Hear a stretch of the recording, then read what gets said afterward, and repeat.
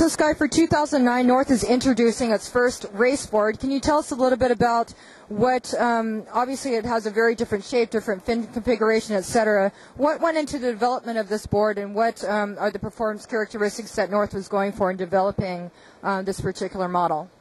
Well, a lot of our team, like Sean Farley, has been really, also Charles DeLow, have been really into racing this year and going around the world and winning all these races. And so basically, during the development process of this board, we were just going through all these custom boards and trying to make a board that basically went upwind really well and get around a course as fast as possible.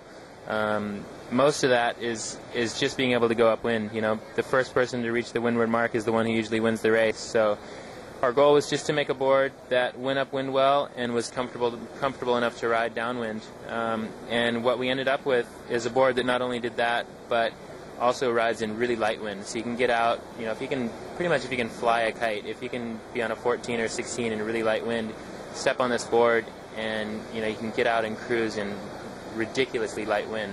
So yeah, there's been a lot of hype about this board this year, and we're the first company to come out with a full-blown race board. And so some of the design characteristics are, obviously a really wide tail that gives you a lot of back foot pressure, so you always have something to push against, even in really light wind. Also, we spent a lot of time working on fins. Tried bigger fins, smaller fins, different fin positions, and we ended up going with a twin fin, just for less drag. More fins, more drag. So instead of going with a quad, we ended up with a twin fin just to reduce the drag.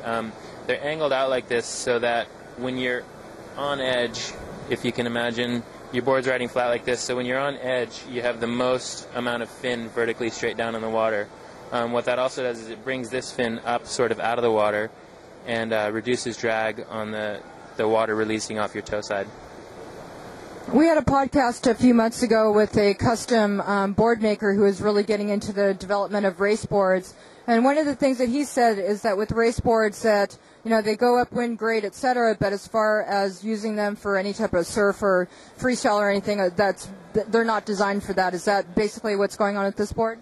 Yeah, pretty much. I mean, you wouldn't want to, do unhooked freestyle on this board. You'd definitely probably hurt yourself. I mean, the great thing about this board is you can just get out before anyone else does. You can be those days where you're sitting on the beach and watching it and thinking it's not windy enough to kite. You can most likely get out and cruise around on this board, and you can even jump it. Like, because you're able to ride so soon, it's got very little resistance when it's riding, so you can easily edge up into the wind and sort of boost little jumps even when it's really light wind. So it's just a great board to get out and ride in light wind, and if you're into racing, you can race your friends around a course, and that's really fun as well.